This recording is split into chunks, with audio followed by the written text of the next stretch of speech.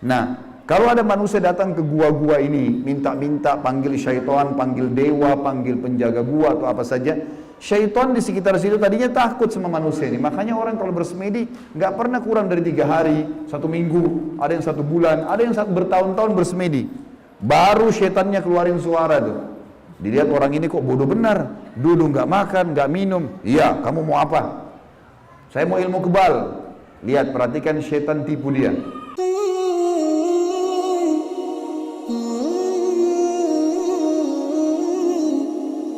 Dan perlu teman-teman tahu, jin ini lebih banyak jumlahnya dari manusia ya. Lebih banyak.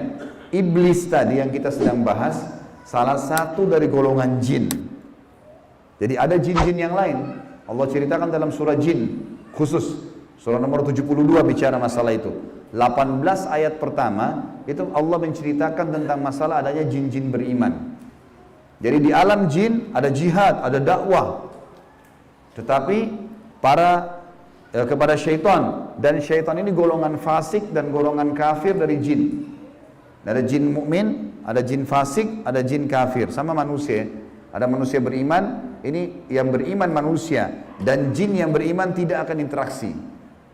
Kalau golongan fasik dari manusia dan golongan kafir, fasik maksudnya muslim tapi masih banyak dosanya. Di alam jin juga ada jin fasik, muslim tapi banyak dosanya, dan ada kafir. Di alam jin, fasik sama kafir ini namanya syaitan.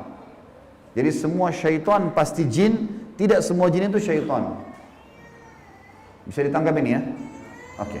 Ini pemahamannya. Nah, syaitan ini dipimpin oleh iblis. Jadi iblis bukan raja jin, tapi raja syaitan. Teman-teman sekalian, semua syaitan kita disuruh jadikan musuh. Kalau datang, diusir. Kalau kita ganggu syaitan, atau syaitan ganggu kita, kalau kita diganggu oleh syaitan, maaf, bahasanya gini, kalau kita diganggu oleh syaitan, tadi saya keliru ucapinnya, kalau kita diganggu oleh syaitan, kita harus usir. A'udzu billahi minasyaitonir rajim. Mulai ada malas ibadah, mau buat dosa, mau buat zina, a'udzu billahi minasyaitonir. Syaitan lagi datang nih godain. Saya berlindung kepada Allah dari syaitan yang rajim. Rajim itu dirajam, teman-teman. Jadi kalau bahasa Indonesia terjemahan terkutuk itu sebenarnya kurang tepat itu. Tepatnya rajim itu adalah dirajam. Rajam itu malaikat ambil panah api dipanahin dia. Jadi kalau kita diganggu oleh syaitan, kita bilang a'udzubillahi minasyaitonirrajim, itu Allah datangkan malaikat bunuh syaitan itu yang sedang goda kita. Dirajam dia, dilempar dengan panah-panah api. Seperti Allah bilang dalam surah Al-Mulk, wa ja'alnaha rujuman lisyayatin. Dan kami jadikan bintang-bintang itu sebagai panah-panah untuk mematikan syaitan-syaitan. Jadi nggak boleh berteman, nggak boleh menikah, nggak boleh interaksi, nggak boleh apa-apa. Mereka punya dimensi waktu yang berbeda. Tidak boleh lintas alam. Teman-teman, kita ini manusia. Manusia sudah Allah ciptakan makanan kita. Makanan kita inilah daging, ini ayam, ada sayur-sayuran, ada buah-buahan yang kelihatan depan mata. Yang manusia bisa cocok tanam, bisa ternak, itu makanan kita. Inilah kita, inilah baju kita. Inilah penglihatan kita yang kita bisa lihat. Inilah bangunan rumah kita dan masjid kita. Ini alam kita, teman-teman. Untuk membuat manusia lain suka dengan kita simpatik, ada cara manusiawi. Ya, punya pintar dalam berbicara, punya prestasi dunia, berpendidikan kah, kaya kah, suka membantu kah, ada caranya. Jangan pindah lintas alam nih. Orang-orang yang jadi dukun, jadi peramal, jadi penyamun, ini lintas alam. Dia pergi ke jin-jin itu, minta tolong. Dan ini tidak boleh. Pindah ke alam mereka tidak boleh. Dilarang sama Allah. Kalau kita pindah ke alam mereka, kita akan ditipu nanti. Kalau jin beriman tidak akan kerjasama sama manusia. Tapi syaitan ini kerjasama sama manusia. Ingat, kita pemimpin. Garis bawahi kalimat ini. Jadi, orang-orang yang jadi dukun itu kalau mereka pergi ke bersemedi di gua, di pinggir pantai, manggil-manggil wahai dewa, wahai penjaga ini, apalah di Indonesia, ini Roro Kidur lah atau apa semua dipanggil Gondoruo, Tuyul. Ini semua teman-teman bahasa yang diucapkan oleh manusia karena tidak faham kedudukan dia. Dia kalau lagi bersemedi di situ, syaitan yang lewat di sekitar tempat itu muter-muter lihat, ini manusia, ini pemimpin saya ini. Nggak bisa, dia mengalahkan manusia nggak bisa. Syaitan nggak bisa kalahin kita. Syaitan hanya bisa bisik saja, buat, jangan, gini, cuma begitu, nggak lebih daripada itu. Bapak Ibu sekarang waktu mau kesini tadi ke masjid, mungkin ada syaitan bisikin, jauh, keburu nggak ya, dapat tempat atau apalah. Tapi Bapak Ibu tetap jalan. Syaitannya mau buat apa? Nggak bisa buat apa-apa, cuma bisa bisik. Jangan gini, gitu, segala macam. Cuma itu, manusia kalau bantah, nggak bisa buat apa-apa dia. Nggak bisa syaitan menjelma cekik kita, enggak, kamu harus berzina. Enggak. Syaitan cuma bisik, itu zina, itu perempuan, itu begini. Tapi kalau saya bilang enggak, saya nggak mau. Terus syaitannya buat apa?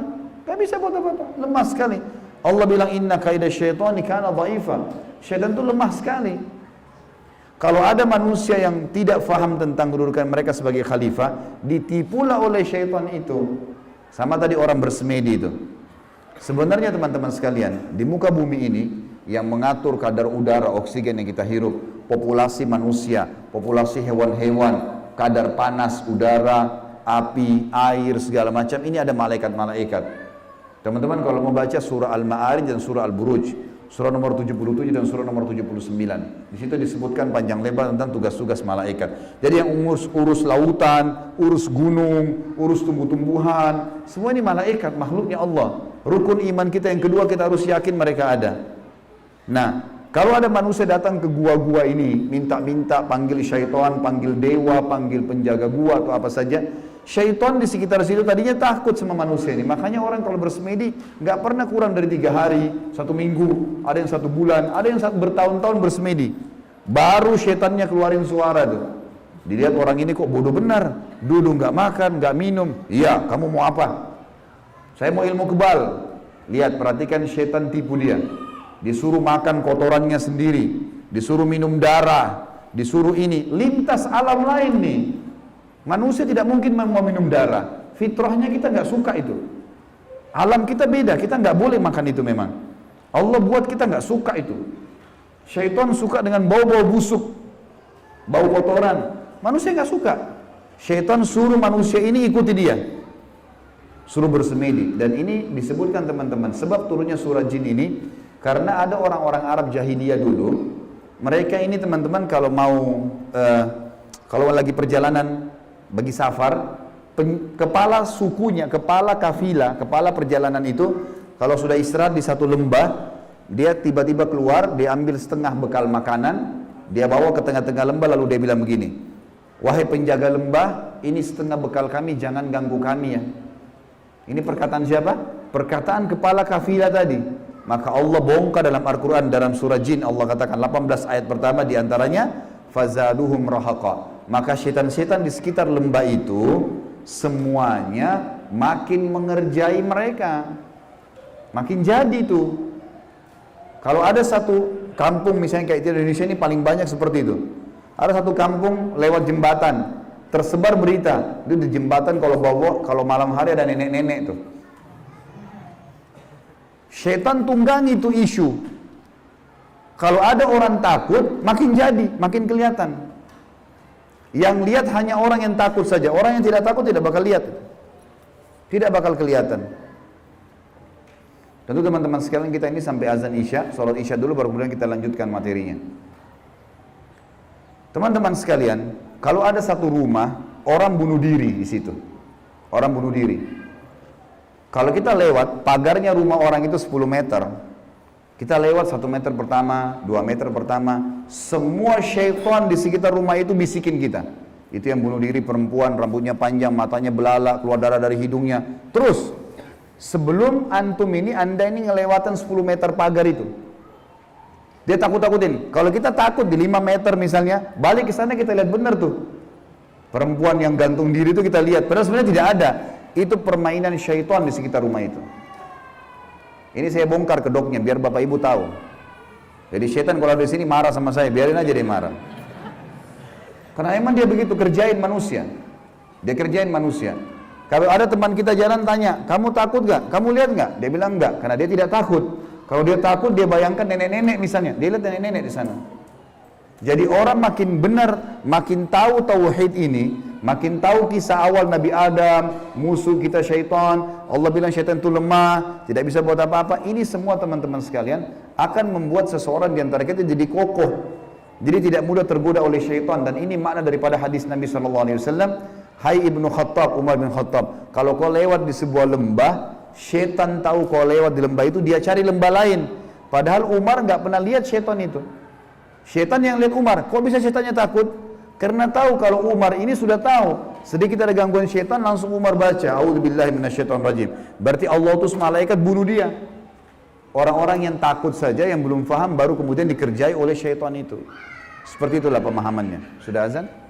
Baik, kita lanjutkan insyaAllah sebentar lagi habis selesai sholat isya untuk melanjutkan tema kita. Subhanakallahumma bihamdika asyhadu an la ilaha illallah astaghfirullah wa atubu ilaik. Wassalamualaikum warahmatullahi wabarakatuh.